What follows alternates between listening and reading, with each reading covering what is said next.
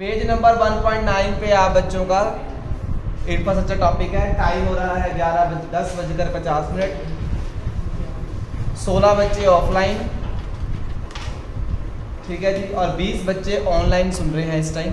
तो ये टॉपिक आज उनका हो जाना चाहिए, बहुत इंपॉर्टेंट टॉपिक है। कल ये चैप्टर आपका कंप्लीट हो जाएगा। सबसे आसान चैप्टर, ध्यान से करने वाला चैप्टर। और अकाउंट्स के आपको कशिश के मैंने क्वेश्चंस करवा दिए थे, कशिश हो गए 3-4 दिन कशिश के हो चुके हैं। ये लड़की कल उस दिन अकेली आई थी, जो पढ़ाया था मैंने। जो बच्चे आप हैं, जो बच्चे ऑनलाइन सुन रहे हैं, वो 4 क्वेश्चन आज के हैं जो आपने करने, ठीक है जी। कम टाइम दिया गया है, जल्दी ही शेयर आएगा, समझ लो, मतलब कॉपी करेंगे चाहे। कल से तुम्हारी खड़काई रेगुलर शुरू है, बस 7 जून 1 हफ्ता और पढ़ाई होगी। उसके बाद अगले हफ्ते से अभी पढ़ाई कम हो जाएगी, टेस्ट होंगे, रिवर्स गियर पाएंगे, ध्यान रखिएगा। अगर डंडे यहाँ से बजते बजते पूरे रूम में घुमाया मैंने तो कितने बजेंगे, ध्यान रखना। इंफ्रास्ट्रक्चर,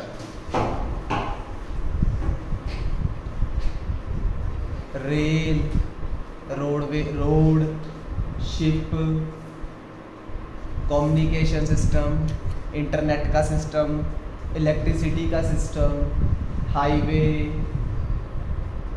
एयरवे, एरोप्लेन, ये सारे के सारे सिस्टम इंफ्रास्ट्रक्चर के हैं।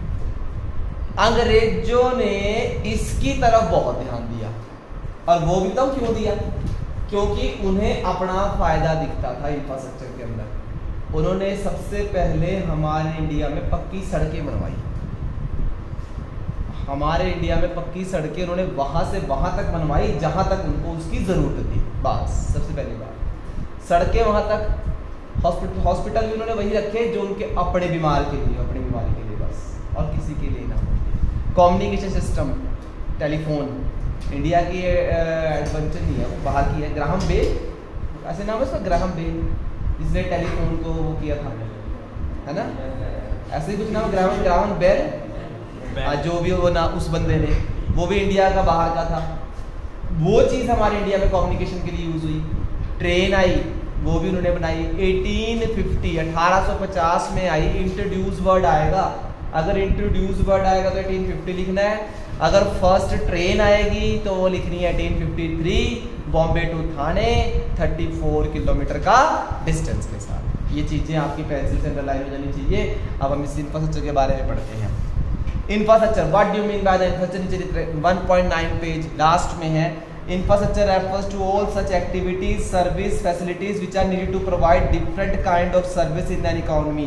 आपकी इकोनॉमी की सर्विसेज को स्मूथ फ्लो के चलाने के लिए जितनी भी सर्विस दी जाएगी वो सारी किस में आती है? इंफ्रास्ट्रक्चर में आती है।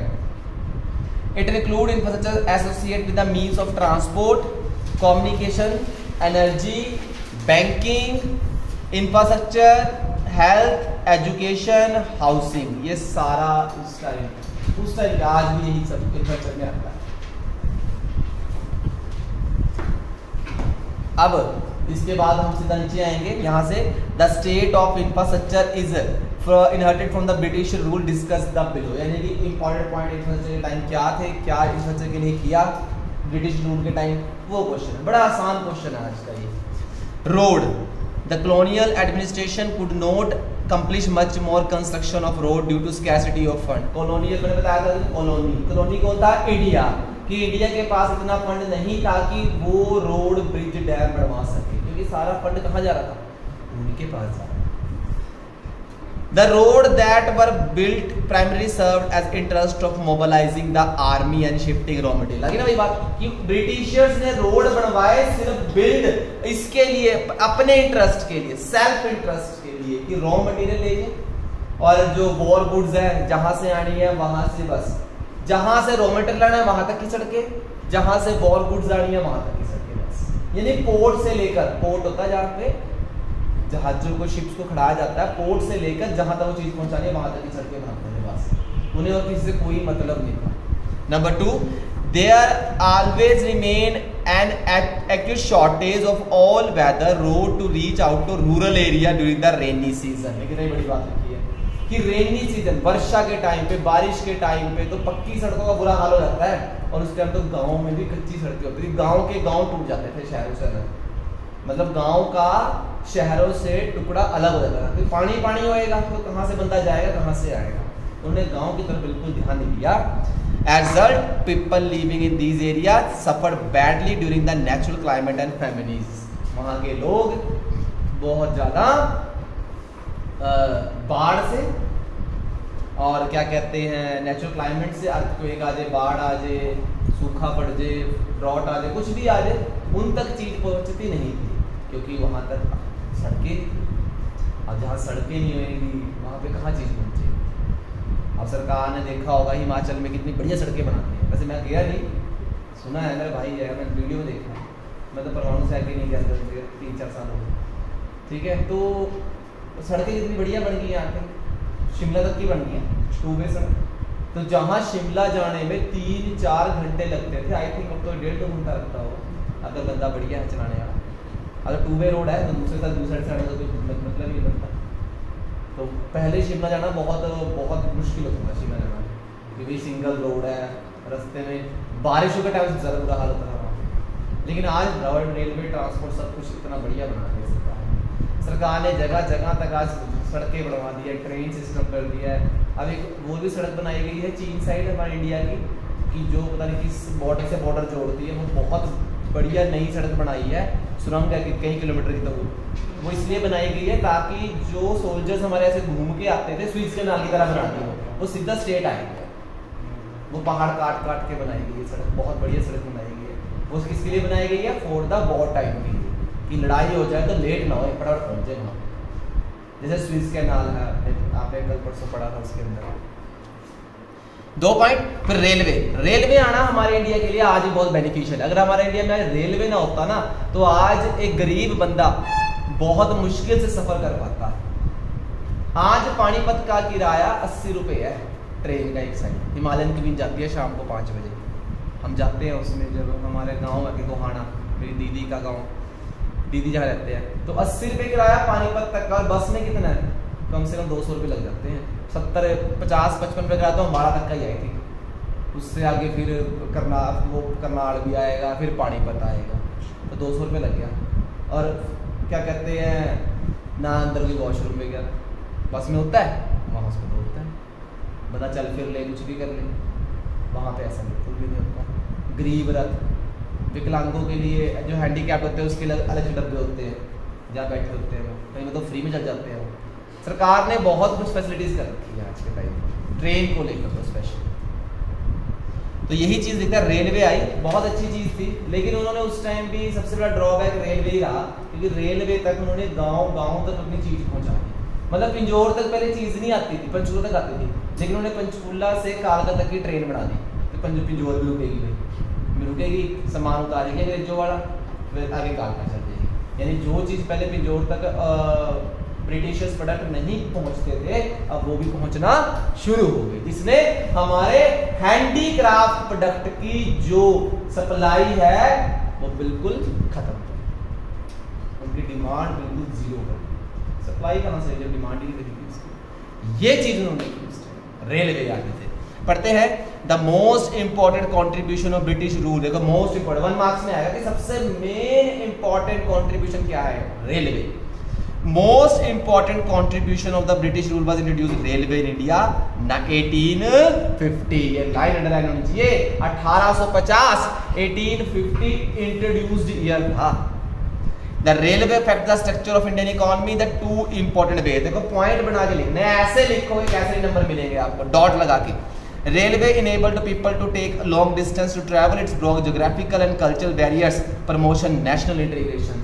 अब आप लॉन्ग डिस्टेंस 3-3 दिन हम ट्रेन में बैठे रहते हैं, कई जगह जाते हैं, हम बिहार जाते हैं या महाराष्ट्र जाते हैं, कहीं भी दूर दूर तो जाते हैं, तो 3-3 दिन ट्रेन चलती रहती है, ठीक है ना। 3-3 दिन का सफर होता है कि 2 दिन, तीसरे दिन पहुंचे हैं जाके, फिर भी हम 3 दिन थकते नहीं हैं। क्यों? क्योंकि चल लो, ट्रेन के अंदर चलते रहो, ठीक है, 2 मिनट कहीं रुकिए, कोई चाय पानी पी लो, वॉशरूम अंदर है, सब कुछ मिलता है, चार्जिंग। अब बस में 3 दिन बैठ रहोगे, बस में 3 दिन कहाँ बैठ जाएगा। लॉन्ग डिस्टेंस हो, नेशनल इंटीग्रेशन हो, ये सब कल्चर बैरियर्स जितने भी है सारे तोड़ ताड़ के हम सीधा ट्रेन बनाई गई, जो ट्रेन सबसे बढ़िया चीज़ बनाई गई, क्या लॉन्ग डिस्टेंस में ट्रेन सबसे बढ़िया रहती है, ठीक है। It enhance the commercialisation, it increase, enhance का मतलब इंक्रीज भी हो सकता है, मोटिवेट भी हो सकता है। It's motivate the commercialisation of Indian agriculture which adversely effect to the comparative self sufficiency of village economic in India. पहले किसान जो होते थे ना, हमारे गांव के जो किसान थे, वो अपनी चीज को ना गांव में बेच देते थे महाजन को, जमींदार को, क्योंकि शहर उनसे बहुत दूर थे। अब मान लो पिंजौर एक गांव है, पंचकुला एक शहर है। अब पिंजौर से पंचकुला का डिस्टेंस देख लो, हम रोज सब्जी बेचने जाएंगे, वहाँ कितना बड़ा डिस्टेंस है।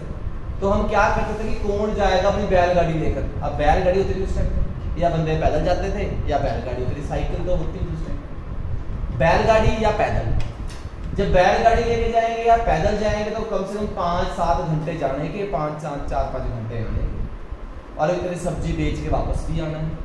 तो वो क्या करते थे कि उन्हें पता था कि पंचकुला में हमें अच्छा रेट मिलेगा, लेकिन फिर भी वो अपने टाइम को बचाने के लिए क्या करते थे, वहीं से वहीं जमींदार को देते थे, क्योंकि अगर जमींदार को नहीं देंगे तो उसका एक्सप्लोट करेगा और उनकी जमीन को क्या कर लेगा, अपनी बात कर लेगा। तो वो क्या करते कि उसको वो सस्ते में देता है पसंद, कि जो चीज पंचकुला में 100 रुपए की बिकनी है वो वहीं पे उसको 50 में देते थे, और उनको पता था कि 100 में बिक सकती है, पर क्या करेगा, मजबूर थे। फिर आ गई ट्रेन आने लगी पिंजौर तक, कालका तो पंचकुला, पंचकुला तो कालका, 10 बजे ट्रेन पहुंची, टोकरे में रखी चीज, चलो जी पंचकुला जाके बेचा। तो उनको सेल्फ सफिशिएंसी की जगह किसका पता चला, कमर्शियलाइजेशन ऑफ एग्रीकल्चर, कि आज हम अपनी सब्जी को, अपनी कणक को, अपने चावल को, जूट को, जो भी बनाते हैं उसको हम बेच के क्या कमा सकते हैं, पैसा कमा सकते हैं। ये चीज है, ये वर्ड लिखा है, कहता है it's enhance the commercialisation of Indian agriculture will adversely effect the comparative self sufficiency of villages economics in India. बस सेल्फ सफिशिएंसी से ऊपर उठ के आए कि जो गांव सिर्फ सेल्फ सफिशिएंसी के लिए काम करते थे, आज वो कमर्शियलाइजेशन के लिए काम करते हैं। आगे लिखा है railway also promote the foreign trade but is a benefit to the British more than the Indian. उन्होंने रेलवे बनाई फॉरेन ट्रेड के लिए, उन्होंने सिखाया कि एक्सपोर्ट इंपोर्ट करो, लेकिन उन्होंने उस टाइम एक्सपोर्ट इंपोर्ट किसके लिए किया, अपने लिए किया, ब्रिटिशर्स के लिए किया। The construction of railways lead to huge economic loss of Indian economy, बहुत लॉस। लेकिन आज इसका सबसे बड़ा पॉजिटिव इफेक्ट भी रेलवे ही है। रेलवे बहुत बड़ी चीज लेके गया वो इंडिया को, इंडिया से नहीं बन रही ट्रेन, जो टेक्निक देगी इंडिया से आज तक बन जाती तो वो ट्रेन आज शिमला में भी इलेक्ट्रिसिटी वाली ट्रेन चलती है, चली उनकी आज तक चल रही है। चंडीगढ़ की सड़कें बहुत पुरानी चंडीगढ़, और कोई भी वहाँ बॉम्बे जाना, जो बॉम्बे का पुलिस का हेडक्वार्टर है वो अंग्रेजों के टाइम का ही बना हुआ है, देखना उसकी फोटो देखना। बहुत चीज़ें काल का, बहुत चीज़ें ऐसी हैं जो उस टाइम की भी अभी तक है। उनका अभी तक इंजन चल रहे हैं, नहीं चला, इंडिया वाले ने बनाया इंजन, वो चला नहीं, गया ही नहीं ऊपर तक, चढ़ा ऊपरी चढ़ाई चढ़े, धर्मपुर के आसपास यहाँ ही रुक गया था वो, उसके ट्रायल हुआ था, तभी इलेक्ट्रिसिटी वाला चलाया नहीं यहाँ, क्योंकि वो हैवी होता है।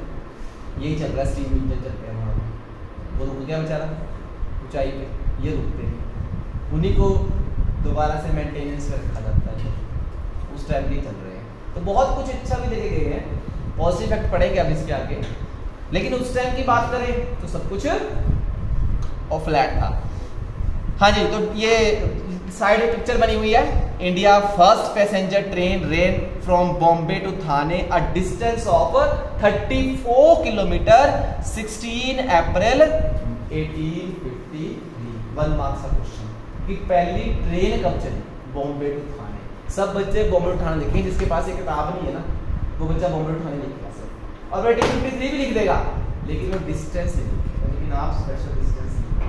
जब मैडम देखेगी इस बच्चे डिस्टेंस लिखा, तुक्का तो नहीं मारा, फिर मैडम पक्का शायद बार गूगल पे चेक करेगी, और गूगल 34 किलोमीटर लिखा है, इस बच्चे को पता है। शायद ये वर्ड एनसीईआरटी में लिखा, क्योंकि मैंने आपको एनसीईआरटी भी पढ़ानी है, हम वहाँ भी देखेंगे,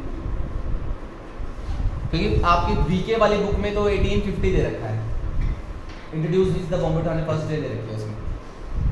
air and water transport, air and water specially water transport उन्होंने अपने लिए बनाया कि भाई ब्रिटेन से चीज आएगी सीवेज के थ्रू, बस सीवेज से बॉम्बे पोर्ट और कैलकाटा पोर्ट, ये सबसे पुराने पोर्ट है, मैंने बताया था आपको, कैलकाटा सबसे पुराना पोर्ट है, जहाँ से सबसे ज़्यादा एक्सपोर्ट इंपोर्ट होता था, बहुत पुराना है, अंग्रेजों से टाइम चलता आ रहा है। ठीक है, British government took measures to development the water and air transport, however there the development was far from satisfactory. Inland waterways proved be uneconomical थे, मतलब वो सस्ते नहीं थे। As in the case of coast canal on the Orissa में है, this canal was built at a huge cost but is failed to compete with the railway and finally canal heads to be abandoned. Fun marks का question यहाँ से है कि अंग्रेजों ने जब उनको ये लगा, क्वेश्चन आएगा कि जो इनलैंड वाटरवेज हैं, इंडिया के अपने वाटरवेज हैं, वो बहुत कॉस्टली पड़ रहे थे, तो उन्होंने पहला वाटरवे कहाँ पे बनाया, यहाँ लिखेंगे inland waterways proved be uneconomical, मतलब महंगे थे। एज दिस केस, ये लाइन है, कोस्ट कैनाल इन ओडिशा, कहाँ बनाया पहला उन्होंने, उड़ीसा में बनाया। ठीक है, this canal was built at huge cost, लेकिन वो भी रेलवे की जगह, ट्रांसपोर्ट जगह उसकी कॉस्ट क्या थी, ज्यादा थी, तो उन्होंने उसको भी क्या कर दिया, बाद में पोस्टपोन कर दिया। बनाया गया लेकिन उसका ज्यादा यूज नहीं हुआ, लिखा हुआ है but is fail to compete with the railways and finally canal heads to be abandoned, मतलब उसको बाद में उस प्रोजेक्ट को क्या कर दिया उन्होंने, बंद कर दिया, क्योंकि रेलवे उनको सबसे सस्ते से सस्ती पड़ती है। रेलवे तो आज भी सबसे सस्ती ही पड़ती है, रेलवे 1500 बंदा चल जाता है एक टाइम में, अब बस समझ जाएगा 1500। रेल बहुत आसान सस्ता है, दैट्स वाई गरीब रथ रेल है, गरीब रथ बिहार साइड चलती है, वो बहुत सस्ता किराया उसमें, बहुत बढ़िया ट्रेनें हैं। ये देखिए JRD टाटा, इंडियन एविएशन 1932, उसने सबसे पहले इंडिया के लिए एयर के लिए जो ये वर्ड ये है एयर का, JRD टाटा ने बनाया था इंडिया के लिए, जो एयरबेस का एक इक्विपमेंट, JRD टाटा।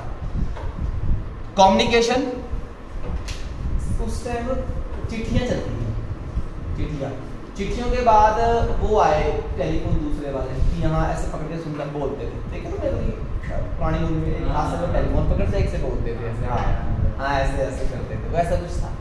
फिर वो आए पोस्ट टेलीग्राम, ये इंडिया का सबसे पुराना ट्रेडिशनल पोस्ट है।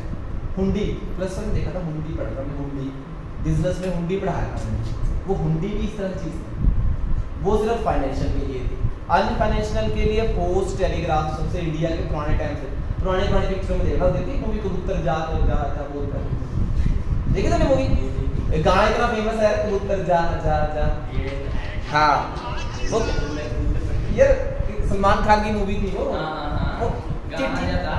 चिट्ठियां जो है पुराने टाइम से बहुत टाइम की चलती आ रही है।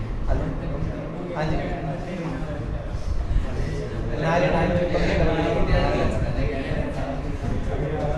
9896333300। हाँ जी, तो आवाज में सर लाइव चल रही है।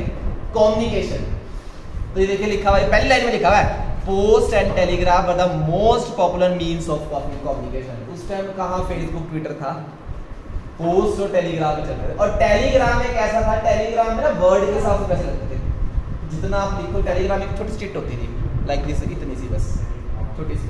और टेलीग्राम आज के टाइम का स्पीड पोस्ट है, वो टेलीग्राम सबसे जल्दी पहुंचता था, उसमें वर्ड के अकॉर्डिंग पैसे लगते थे, कि जितने आप वर्ड लिखोगे उस हिसाब से पैसे लगते थे।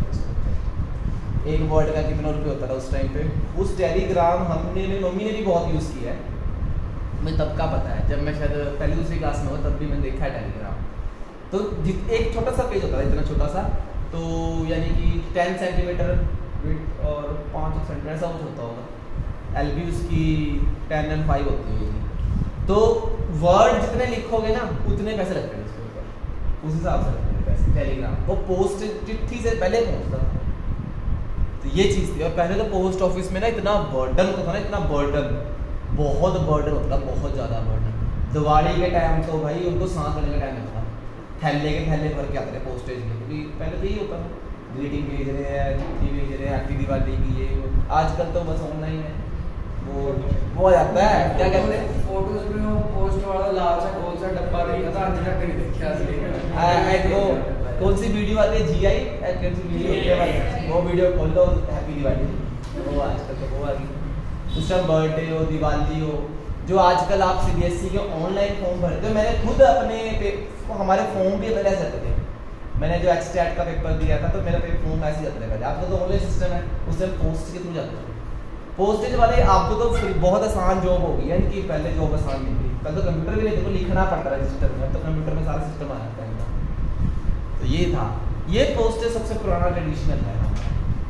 तो लिखता है the introduction of the expensive system of electric telegraph in India serve the purpose of maintaining law and order. The postal service, despite serving a useful public purpose, remain all through the inadequate. कि उन्होंने introduction of expense system electronic telegraph पे लगाया अंग्रेजों ने, क्योंकि electronic telegraph एक ऐसी चीज़ थी इंडिया में जो उनके जो कम्युनिकेशन को अंग्रेजों के सबसे ज़्यादा फास्ट और इम्प्रूव कर रही थी। ठीक है ना, ये चीज़ उन्होंने बनाई। The purpose of maintaining law and order, कि भाई पंचकूला वाले पुलिस थाने से अम्बाड़ा वाले पुलिस थाने में बात करनी है कि वहाँ के जो भारतीय इंडियन से बड़ा रोड़ा पा रहे हैं, मारना है उनको गोली से, फटाफट वहाँ बात करो। तो फटाफट बात करते इलेक्ट्रॉनिक सिस्टम उन्होंने यूज़ किया टेलीग्राफ का, तो फिर मार दी गोली से, चलो इकट्ठे कर दिए सारे मिनट में। ये होता है लॉ एंड ऑर्डर को बनाए रखने के लिए।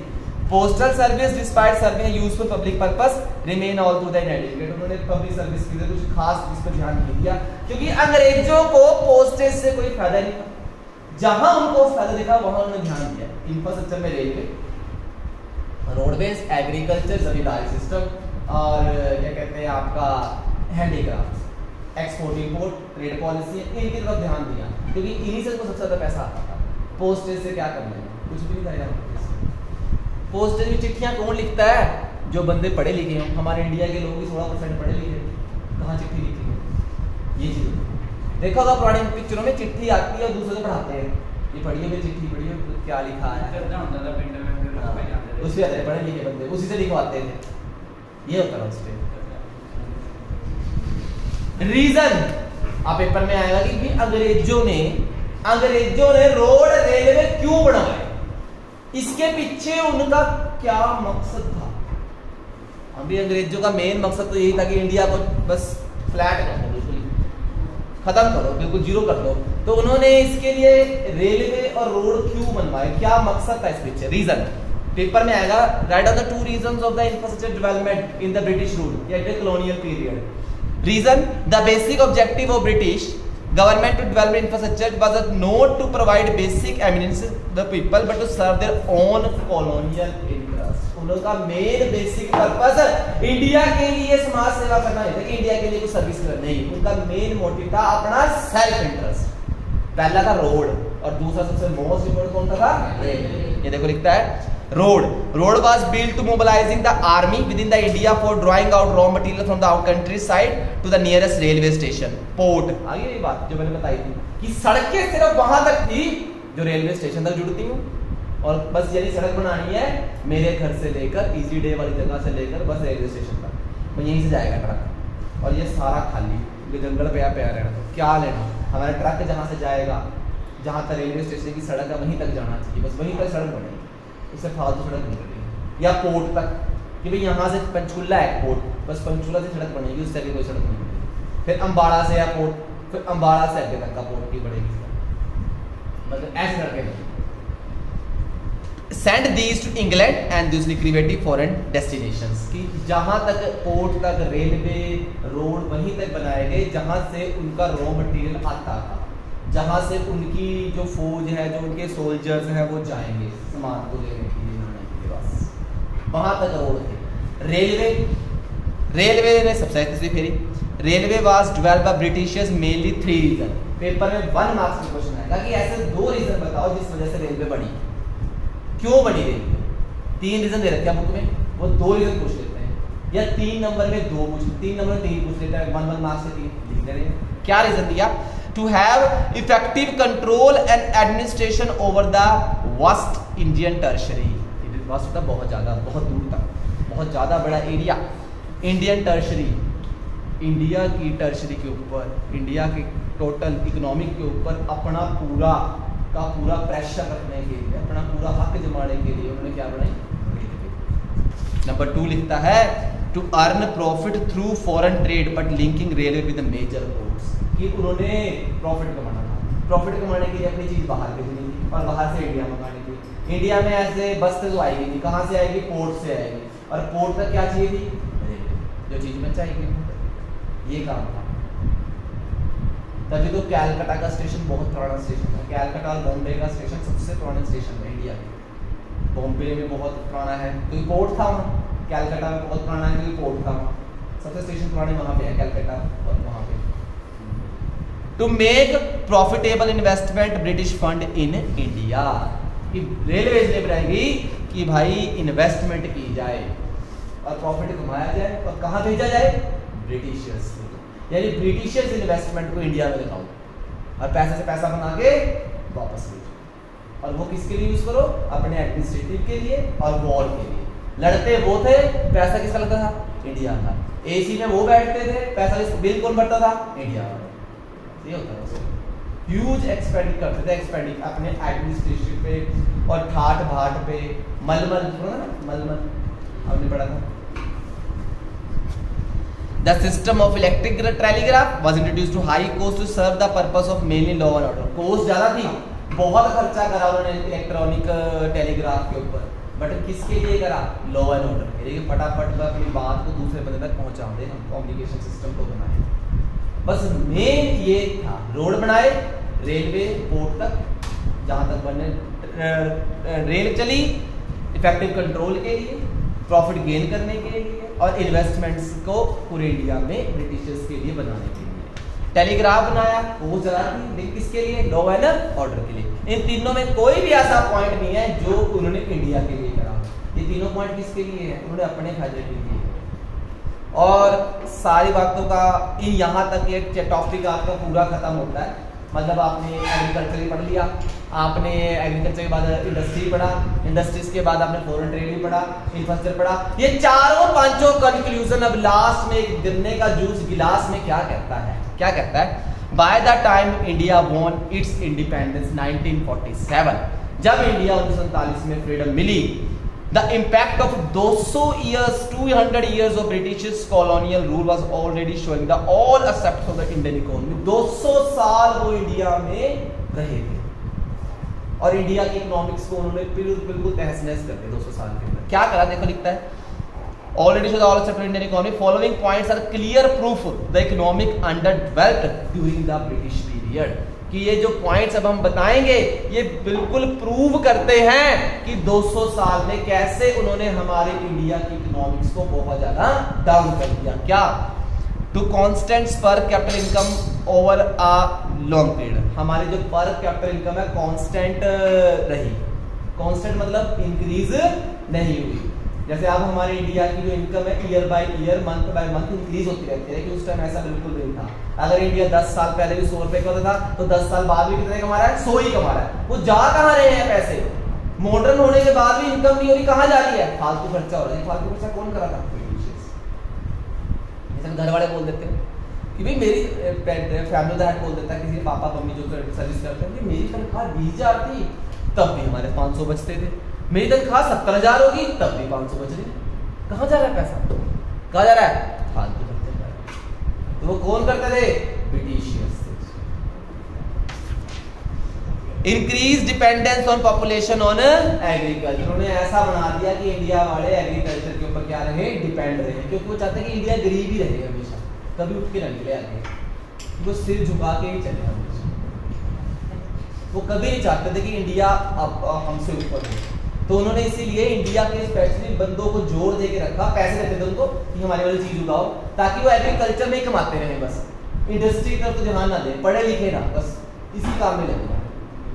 उनको पता था कि अगर पढ़ाई नहीं है तो कुछ नहीं है, जो तुम्हें नहीं पता आज, क्योंकि तुम बदतमीज हो।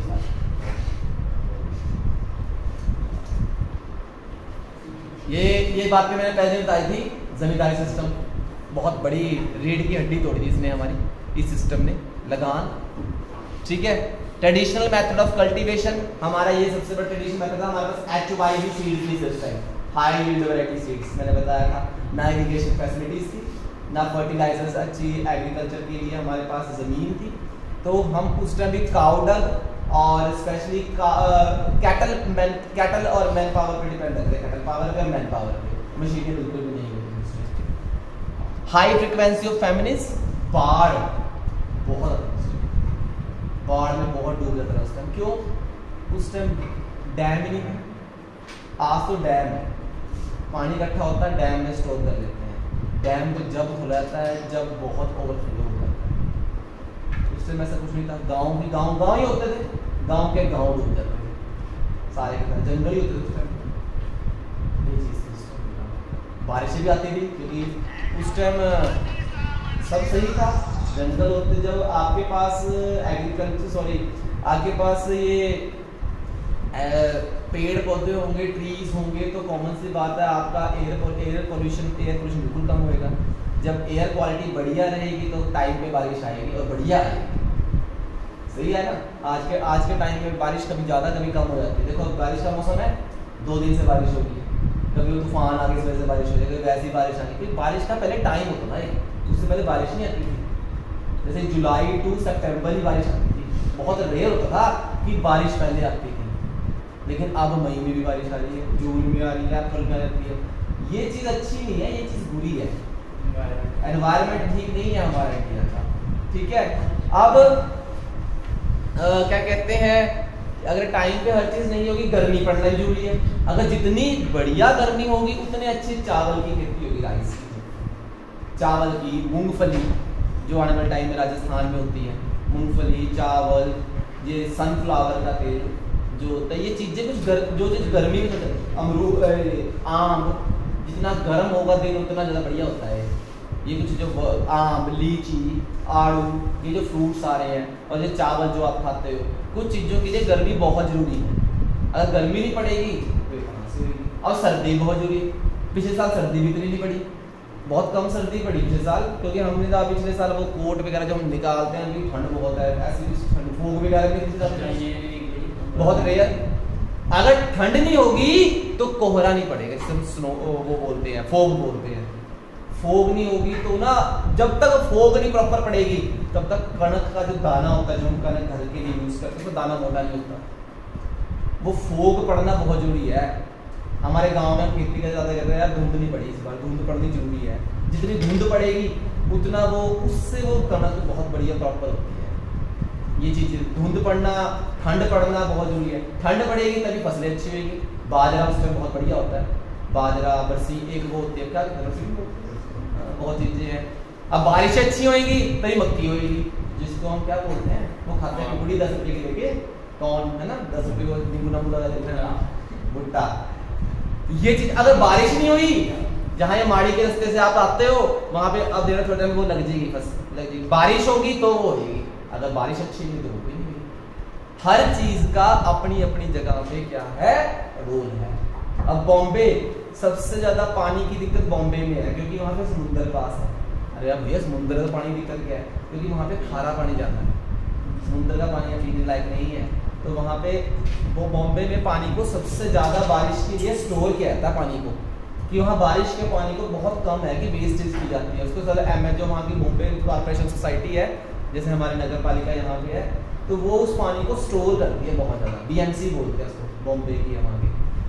ठीक है, तो वो सबसे ज़्यादा पानी को स्टोर करती है, और वो जितना पानी स्टोर कर सके उतना फायदा है उनके लिए। पिछले साल बॉम्बे में बहुत बारिश हुई, आपने न्यूज़ सुनी होगी, वहाँ पे स्पेशली बोला गया था कि इस साल बॉम्बे के पास वाटर जो वो है क्या स्टोर है वो फुल हो गए, मतलब वो पूरे साल के लिए पूरे बॉम्बे को उसको पानी दे सकते हैं। सही बात है ना?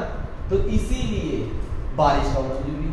अगर बारिश ना होगी तो पानी इकट्ठा कहाँ से रहेगा, पानी इकट्ठा नहीं हुआ तो चलेगा कहाँ से। अगर हमारे पिंजौर में मान लो बारिश नहीं, पिंजौर का पे ऊपर तक बारिश ना हो तो ये डैम में पानी नहीं आएगा। अगर ये डैम सूख गया तो पीने का पानी कहाँ से आएगा। अगर मान लो कल पीने के बाद दिक्कत रहती है तो पानी की सप्लाई डैम से होगी, डैम से पानी फिल्टर करके आपको सप्लाई में डाला जाएगा। ये चीज़ें होती हैं, ये चीज़ें बहुत ज़्यादा जरूरी हैं। तो वही चीज़ उस टाइम है कि फैमिलीज बाढ़ तो आ जाती थी, या आज बहुत बड़ी चीज़ है। आप कभी कालका जाओ, मैं चीज़ें बता रहा हूँ कि चीज़ें दिखने वाली होती है। जब कालका आप जाते हो, कभी मंडी में रास्ते से गए हो, पिंजौर से जब कालका रामबाग आता है, देखा जहाँ शमशान घाट है कालका का डाउन में, उसके सामने देखना है एक प्योरीफाई सेंटर बनाया उन्होंने गवर्नमेंट का। जितना भी सीवरेज का पानी ना, गटर का पानी वहाँ इकट्ठा होता है सारा कालका का। उस बहुत बड़ा डाउन टैंक, उसके तो इतने बड़े बड़े बॉयलर लगे हुए ना, सड़क से दिख जाते हैं अगर थोड़ा ऊंचा कर देते हैं। वो पानी सारा फिल्टर होता है, जो पानी फिल्टर हो जाता है वो सारा फिर सप्लाई में जाता है दोबारा से, और जो वेस्ट रहता है वो सारा नदी में चल जाता है नीचे। ठीक है, देखो उस पानी को वो दोबारा से यूज करते हैं, क्योंकि कालका में पानी की सबसे ज्यादा दिक्कत है। वो आज की दिक्कत नहीं है, कालका की गलियां इतनी सी है, इतनी सी गली है, मेरे दोस्त का घर इतनी सी गली में है, अगर उस गली में एक बार साइकिल खड़ गई ना तो मजा लो दूसरे से बंदर निकल जाए, पहले साइकिल अंदर करनी पड़ेगी, साइकिल यूं नहीं अंदर होगी, सीधी कटी हो जाए, थोड़ी सी अंदर करके थोड़ी बैक करके फिर अंदर करनी पड़ेगी। हाँ इतनी गली है भाई, इतनी। मैं तो उसको खुद सोच, मैं अपने दोस्त से खुद बात कर, तुम्हारे घर में बेड कैसे आए अंदर, कह रहा है बस आ गए, बड़ा औखे आएगा, कह रहा हमें गेट तोड़ना पड़ा, अपना गेट तोड़ के बेड फिर अंदर करे, फिर वाला गेट बनवाया, जो भी सामान इतना बुरा हाल है। कालका गली में घुमाऊंगा कि मैं तो वहाँ पे 6th क्लास से घूम रहा हूँ, 6ठी क्लास में कालका मिला, बंक बहुत हमारे है, यही काम कर, इतनी गली है वहाँ,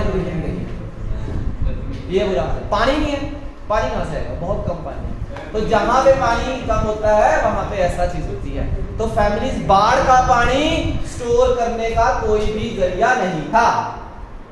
आज तो बाढ़ का पानी स्टोर हो जाता है, अगर उस टाइम बाढ़ का पानी स्टोर नहीं होता था, जब आज भी मान लो स्टोर नहीं हो सकता था, तो नदियां चलेगी, नदियां जुड़ेगी कहाँ पे जाके, फिर आगे गंगा में, गंगा कहाँ गिरती है सारी समुद्र में, समुद्र का लेवल बढ़ जाएगा, तो समुद्र का पानी का लेवल बढ़ेगा, तो वो आने वाले टाइम में सारा इंडिया को पानी पानी बन, ये तूफान जो आ रहे हैं ना ये रेगुलर ही आएंगे ऐसे ऐसे, ये चीज है।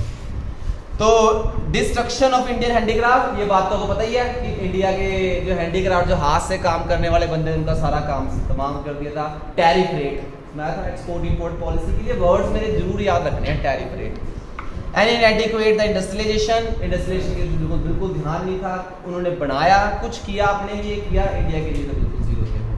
To hostile the policy of British government leads to the complete run of Indian economy and British rule systematically exploitation of India, system से, देखो मैंने कहा ना कि स्लो स्टेप टू स्टेप काम किया उन्होंने। मैंने आपको पहले जो स्टोरी सुनाई थी, कुछ बच्चों को ऑडियो बना के भेजा था, वीडियो में आया था कि सिस्टम से कैसे काम किया उन्होंने, कैसे एकदम नहीं सारे अंग्रेज आगे पड़ गए इंडिया के ऊपर मार के, नहीं, उन्हें स्लो हलाल करके, जैसे मीट होता ना हलाल करके काटना, वो स्लो काटा उन्होंने इंडिया को बहुत तरीके से। क्या हम इसको हमारे इस पे साइन कर दो।